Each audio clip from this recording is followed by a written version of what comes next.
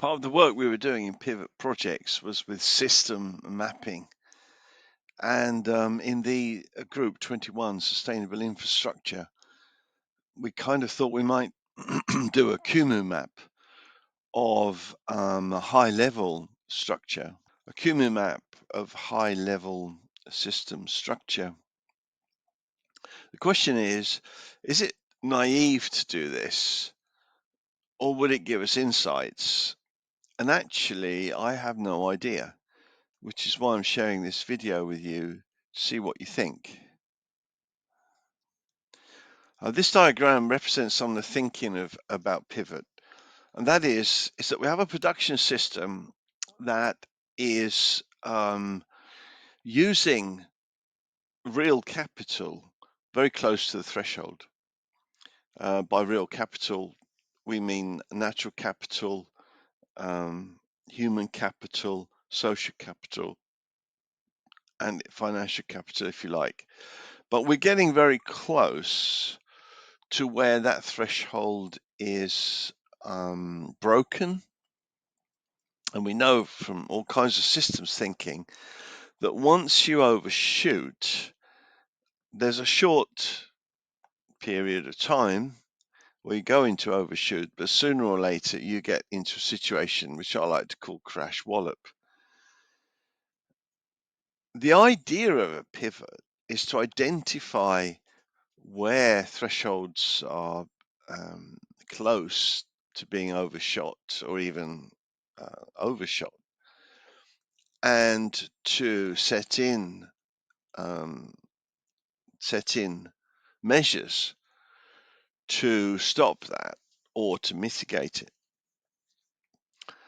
So I hope you're with me so far. I mean, the idea is it will still be a problem, but at least after a pivot, it's easier to recover because you're not in total crash wallop situation. So what is it that we would like to pivot to before we meet crash wallop? Well, security of basics is one.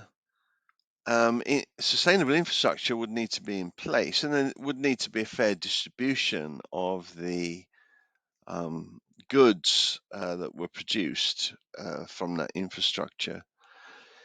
We would pivot to much lower levels of extraction or degradation of soils and minerals in the earth. We would pivot to a regenerative management of ecosystems. We would pivot to all systems acting within the thresholds, and the allocation, that there would be an allocation of both wealth and responsibility around respecting these thresholds. I want to put it in a diagram. This is the sweet spot in the center. As you go to exceed overshoot, you put a lot of stress on natural systems. For example, drought stresses forests, things like that. The other one is a social provisioning stress. There's just not enough to go around, and of course it's the poor people who don't have the money who end up bearing the brunt of this. We're going to see this in Britain unless things change, that people will either have to pay heating bills or pay for food. There's a stress there. And of course the other side is infrastructure performance.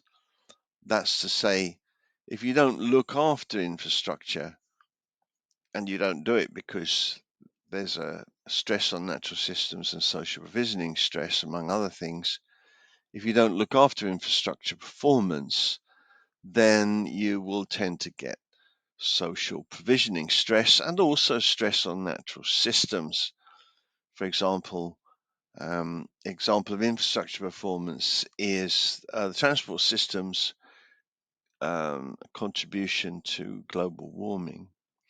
Now, this leads us to thinking about the three areas that you need to identify around pivot. One is, what's the ceiling for the natural stress? That's to say, what's the threshold you should not exceed.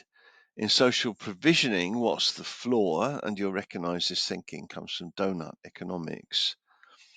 And in infrastructure, what's the capacity you need to ensure that the infrastructure doesn't perform badly on natural system or climate system and is able to provide people with their needs? So what about systems thinking? Systems thinking is very valuable in many ways. And one of them is that you draw out the system, this is what I think, and then you stand back and you let your brain do the work. It's something about the way systems thinking helps people advance their understanding of the way the world works. And maybe you draw and stand back and things come up that you don't know, things that you can find out and verify, or things to try. I always believe you should start simple and naive, which is what I've done, as you'll see when I share the Kumu results. Now, the other thing about systems thinking is that every system has 2 or 3 intervention points. Change these and you will change the whole system. But that has a corollary. Other inventions tend not to change anything at all. So that's why when just understanding systems, you need to understand, identify intervention points. And not even if you think systems are so robust that maybe a couple of the points you try, nothing's going to happen. Now, there's another thing about this. Those who benefit from the system tend to promote ineffectual interventions. And this is in order to distract people from actually taking away the benefits that they enjoy. This, I suppose you could say, is human nature, but it's something in systems that we need to be aware of, because surfing the web and talking about systems, you might find that there's a huge amount of distraction going on because of this effect. So, what are they? We've got one missing there. It's my pictures over it, but never mind. Here they are. You've got at the bottom is capital: living natural capital, mineral capital in the ground, mineral capital stocks, and human capital.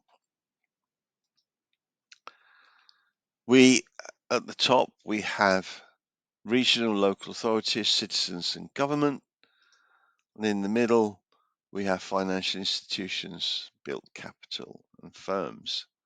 So these are the major building blocks. And now we need to look at the major flows between them. We've got work, materials, and money. So how does this pan out? Well, we did this in Kumu, and this became the result. And I just want to talk a bit about it. There's a link there, which you can't see. Maybe I can lift it. Yeah, you'll find it on stephenhinton.org if you look for system description, and you'll be able to see articles about it. The first thing I like to say about this is it's actually kind of beautiful, really. It's not that many. It's not that many flows and many elements of the system. So maybe we could use this advantage of being able to see when we stand back. Now, what I'd like to do now is you can obviously go in and see the Kumu. It's public available. But just want to share some things I've noticed in the next slides. First of all, security of basics. The way the system works is that it's firms, some of them government owned, but it's the firm that is the production apparatus. and it's those that provide products and services to citizens, and of course citizens provide work um, to firms, and there's the payments going one way and the wages going the other. It all seems really kind of sensible, although you probably have to ask yourself, is this set up with firms?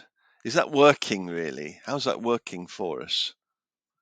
We're seeing now in England that people don't feel they have enough wages in order to have the products and services. There's something there in that agreement between these two entities that might need looking at.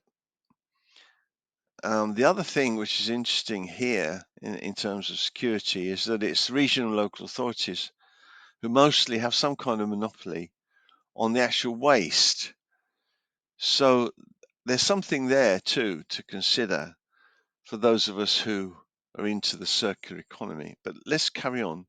So work comes from firms and local authorities and government. Provisioning comes from firms. And of course, these are local authority firms and government firms that run more or less the way ordinary firms are run.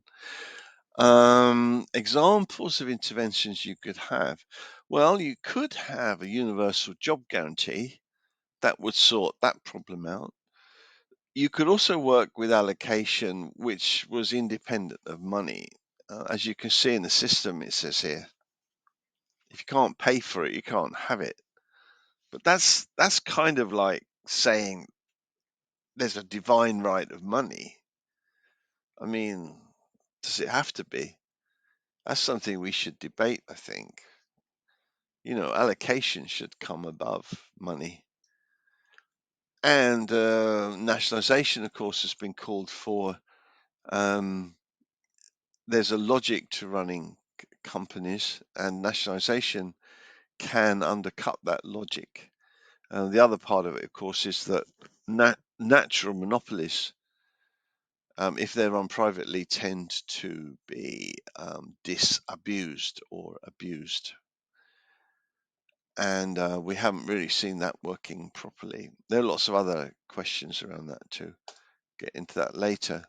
Now, this one was about climate destabilization.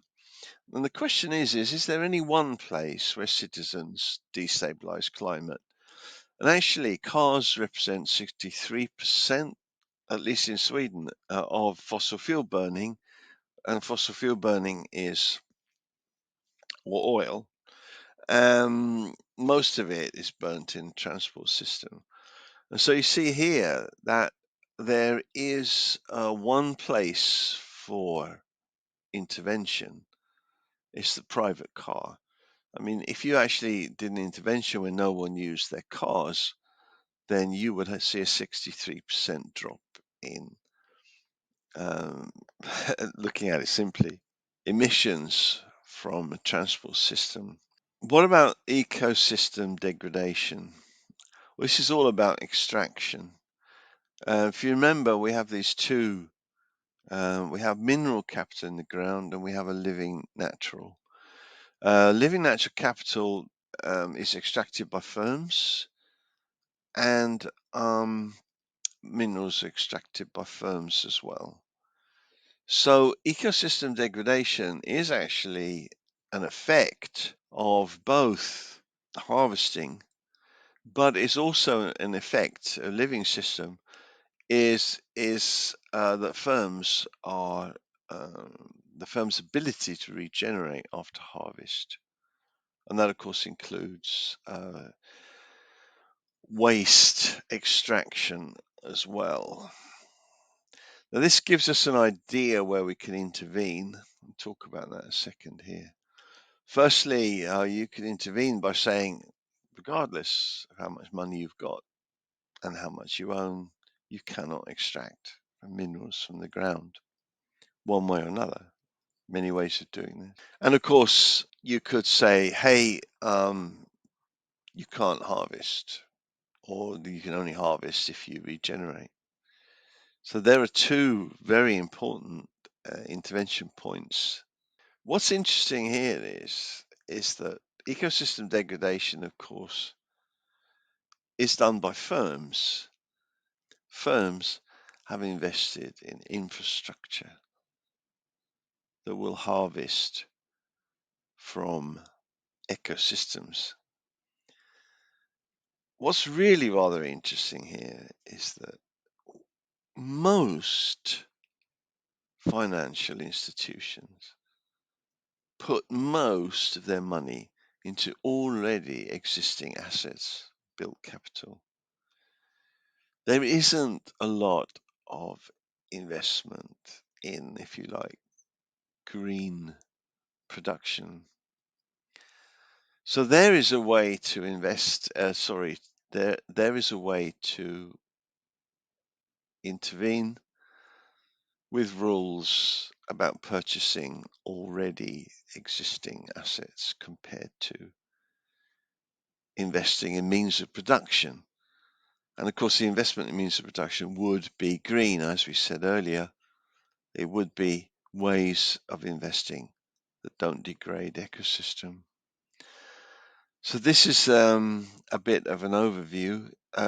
Firms are essential to this, and we've identified for further study 5 intervention points. First of all, if we go from the right, to intervene in the transport system, cars, to intervene in what you're allowed to do as a firm in terms of harvesting and your responsibility to regenerate, and mineral capital in the ground to extract it and the way you extract it. And if that could be somehow, you could focus on mineral capital stocks, as to say iron and minerals that could be put into stock instead of mining and be reused in a circular economy. And then we spoke about money going into investment in means of production, and that the financial world should probably be radically changed. Why should you buy existing assets? And why should those assets rise in value just because you bought them? Okay, that's me. That's about 20 minutes of me rambling on. Thank you for listening if you got this far.